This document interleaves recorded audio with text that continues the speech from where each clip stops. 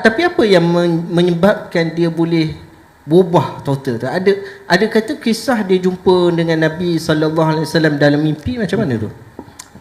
Bila kita tengok yang ada sanad, yang ada sanad dalam kitab yang dikarang oleh Imam Ibnu Asakir, seorang tokoh hadis besar di Dimash ataupun Damsyik lah. Biasa orang Malaysia sebut Damsyik. Kat sini pun ada restoran Damsyik. Singgah juga tadi. Tapi sebenarnya Dimash, kota Dimash. Ini tokoh muhadis besar, memang tokoh Al-Asy'ariyah. Dan dia mengarang berkenaan dengan biografi Imam Abul Hasan Al-Asy'ari lengkap. Namanya Tabyin Kadhib Al-Muftari ataupun Kizbil Muftari fi manusiba ilal Imam Abil Hasan Al-Asy'ari rahimahullah, yang mana dia menjelaskan antara sebab Imam Abul Hasan Al-Asy'ari ni dia berpindah kepada Ahlus Sunnah apabila dia bermimpi berjumpa dengan Nabi sallallahu alaihi wasallam. Itu yang disebutkan dalam kitab Tabyin Kazib Al-Muftari, yang mana beliau bermimpi dalam bulan Ramadan. Mula-mula 10 Ramadan yang pertama dia bermimpi yang pertama. Mimpi dah. Mimpi yang pertama. Lepas tu mimpi berjumpa dengan Rasulullah sallallahu alaihi wasallam. Dan yang saya heran bila saya fikir, nak mimpi berjumpa Rasulullah ni bukan mudah.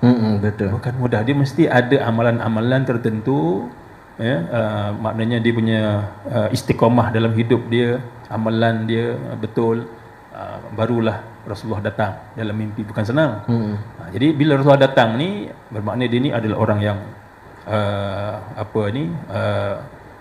mempunyai amalan yang kita kata bukannya sebarangan. Sehinggalah Rasulullah bertemu yang pertama kali, dia kata, ya Ali, unsur al-mazahib al-marwiyah anni. Bantulah mazhab-mazhab ataupun riwayat-riwayat lah yang diriwayatkan daripada aku. Jadi itu yang pertama, dia tersedar daripada mimpi. Itu 10 yang awal Ramadan. Yang awal. Okay. Dia mimpi, dia tersedar. Kemudian dia pun berfikir dan dia menimbang tentang apa yang disabdakan oleh Rasulullah sallallahu alaihi wasallam. Lepas tu bila dia tak buat apa-apa, dia masih lagi mungkin dalam keadaan keliru. Kemudian 10 Ramadan yang kedua, dia bertemu lagi, bermimpi dengan Nabi sallallahu alaihi wasallam. Nabi sebut benda yang sama, ya Ali, unsur al-mazahib al-marwiyah anni. Jadi bila dia tersedar tu, dia pun rasa, dia kata sebenarnya manhaj kalam yang dia belajar daripada Abu Ali Al-Jubai ini tak betul. Jadi dia fikir Nabi maksudkan itu ialah tinggalkan apa yang kamu belajar. Manhaj kalam anni, bukan kalam tu, bukan marwiyah anni. Bukan. Jadi dia kata, okey, kalau macam tu aku tinggalkan ilmu kalam. Jadi dia pun tinggalkan ilmu kalam. Dia kata, aku hanya berpegang dengan Quran dan hadis. Hadis-hadis yang dia belajar daripada Imam Sajid tadi. Bukan sebab Abu Ali Al-Jubai tak mengajarkan hadis. Dia tak mengajar hadis. Jadi dia dah ada ilmu hadis tu, sudah ada dalam diri dia. Ini kadang orang tak perasan. Orang tak perasan bahawa Imam Abul Hasan Al-Asy'ari ni dia seorang ahli hadis. Naratif yang dibuat sebelum ni maknanya kata dia daripada kecil belajar Mu'tazilah sampai umur 40 tahun. Lepas 40 tahun dia tinggal Mu'tazilah, dia belajar sendiri. Itu naratif yang dia tak tengok buku. Dia guna reka-reka, akal-akal saja. Tapi bila kita tengok buku, kita banding semua, tak mungkin.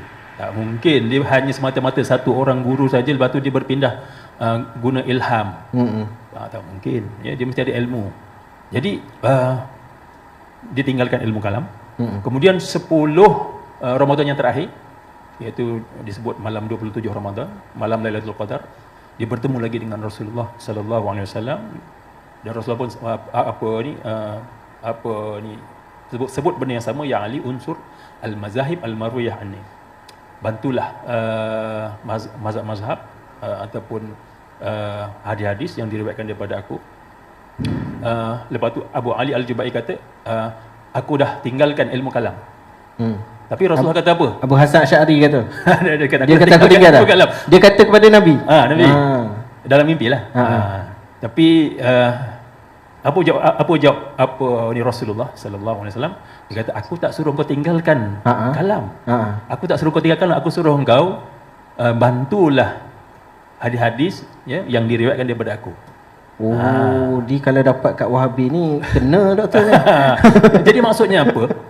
Dia ada ilmu wahyu. Hadis tu adalah daripada wahyu. Yang Nabi dapat ilham daripada Allah Subhanahu wa taala, wahyu lah. Dan hadis-hadis itu wahyu, ilmu wahyu. Manakala manhaj kalam ni ialah manhaj menggunakan akal. Di antaranya lah. Walaupun sebenarnya bila kita nak bahas kalam ni, dia sebenarnya dia bukan akal semata-mata. Dia bukan akal semata. Kalam ini ialah satu ilmu yang menyediakan dalil-dalil yang qat'i dan menjawab syubhat-syubhat lawan. Itulah nak kalam. jawab tu ya. Itulah kalam. Dia bukannya kalam itu ialah mantik, bukan. Kalam bukan mantik. Kalam bukan falsafah. Kalam ini ialah ilmu untuk cara bagaimana nak bawa dalil dan nak jawab syubhat-syubhat pihak lawan. Itu kalam. Itu kalam. Jadi Dan yang Nabi kata bukan tinggal ilmu kalam. Bukan tinggal ilmu kalam. Mu'tazilah tu yang problem tu. Mu'tazilah ni sebab dia memang dah mendahulukan akal. Dia masalah Mu'tazilah ni, dia mendahulukan akal berbanding wahyu. Jadi bila Imam Abul Hasan Al-Asy'ari dia tersedar, dia pun faham bahawa apa yang dimaksudkan itu ialah gunakan dalil wahyu dan juga dalil akal disatukan. Inilah manhaj kalam. Yang sunni. Walaupun ada orang kata Imam Syafi'i mencela ilmu kalam. Sudah. Itu macam mana? Ilmu kalam ini Imam Syafi'i ini zaman bila? Abul Hasan Al-Asy'ari lahir 260, Imam Syafi'i meninggal 204 Hijrah. Mana berjumpa? Maknanya ilmu kalam yang dimaksudkan Imam Asy-Syafi'i itu beza dengan apa yang yang ada zaman tu lah. Yang zaman tu lah. Yang sebab Imam Syafi'i ditangkap, yang sebab Imam Ahmad ditangkap, itu ahli kalam. Mu'tazilah masa tu. Dan masa itu Mu'tazilah memang dah kuat. Memang dia kuat. Jadi ini yang kadang-kadang permainan-permainan persepsi ni, kadang bila orang yang tak belajar, dia tak mendalami, tak mengkaji, dia akan terima. Tapi kalau orang yang dia tahu rujukan-rujukan, dia baca, teliti, kaji, insya-Allah dia tak akan mudah. Ni dia panggil doktor manhaj pukalisme. Pukalisme. Imam Syafi'i cela ahli kalam. Semua ahli kalam salah. Cela tasawuf. Semua tasawuf salah. So pukalisme. Hadis dhaif pun semua dhaif tak boleh pakai. Jadi itu satu pandangan. Itu yang bersanad lah. Itu yang dalam Ibnu Asakir punya. Dalam Tabyin Kazib Al-Muftari. Disebutkan oleh beliau. Dia ada dua riwayat. Tapi lebih kurang samalah. Maknanya Rasulullah kata, aku tak suruh kau tinggalkan ilmu kalam. Jadi beliau pun akhirnya meninggalkan aliran Mu'tazilah. Tapi dia gini ke? Doktor sambung yang itu dulu. Yang satu versi lagi ni panjang. Panjang. Yang kenapa dia meninggalkan Mu'tazilah. Versi kedua. Cuma ini saya tak pasti sanadnya, tapi disebutkan oleh Imam At-Taftazani dalam syarah Al-Aqaid An-Nasafiyah. Mungkin ada lagi rujukannya lebih awal, wallahu alam.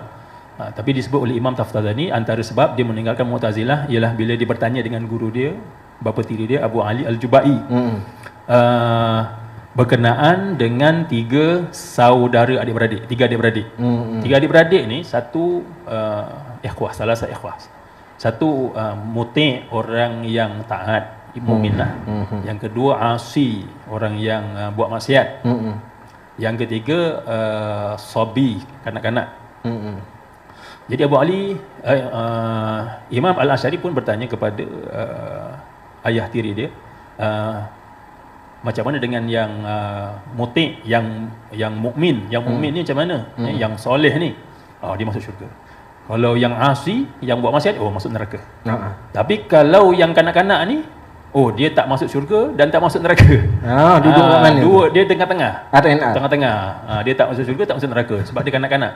Dia tak buat dosa, dia tak buat apa ni pahala pun dia tak buat. Dia tak layak masuk syurga, tak layak masuk Tak neraka. layak. Ini So Mu'tazilah dia pula. tak tetapkan di mana tempat dia. Tak ditetapkan. Manzilah baina manzilatain. Manzilah bainal manzilatain. Ini adalah di antara akidah Mu'tazilah yang asas.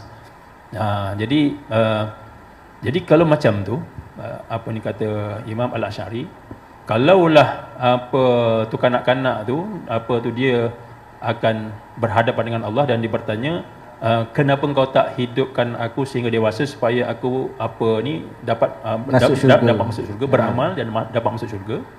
Tapi Abu Ali Al-Jubai dia jawab, Allah akan jawab, kalau kamu besar nanti kamu akan jadi orang yang asi, buat maksiat dan kamu masuk neraka. Allah Maha mengetahui, Allah buat baik untuk dia. Jadi dia apa ni dia menentukan dah. Oh, macam tu. Kalau macam tu, macam mana dengan orang yang asyi tadi, yang apa masuk neraka, maka dia akan bertanya dengan Allah, macam mana kalau aku, ya Allah kenapa engkau tak matikan aku masih kecil supaya aku tak masuk dalam neraka. Jadi Abu Ali Al-Jubai dia tak boleh jawab. Tak boleh jawab. Tadi budak kecil itu Allah Ta'ala tahu dia akan buat maksiat, Allah mati kawal. Tiba-tiba yang budak yang dah besar, yang buat maksiat masuk neraka dah. Macam kenapa Allah tak matikan sama macam budak kecil itu kan? So Abu Ali tak boleh jawab. Dia tak boleh jawab. Tu tokoh besar Mu'tazilah masa tu. Jadi itu disebabkan dia berpegang dengan apa ni asas tadilah, kaedah manzilah bainal manzilatain.